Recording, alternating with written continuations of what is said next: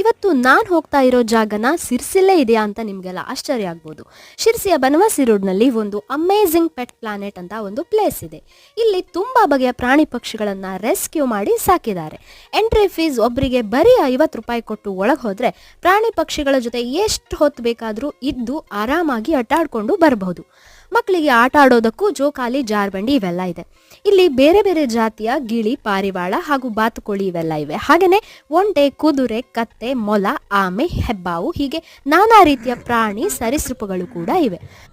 ಅಡ್ಡಾಡಿ ಸುಸ್ತಾದರೆ ತಂಪಾಗಿ ಮರದ ಕೆಳಗೆ ಕೂತ್ಕೊಳ್ಳೋಕೆ ಬೆಂಚ್ಗಳು ಕೂಡ ಇವೆ.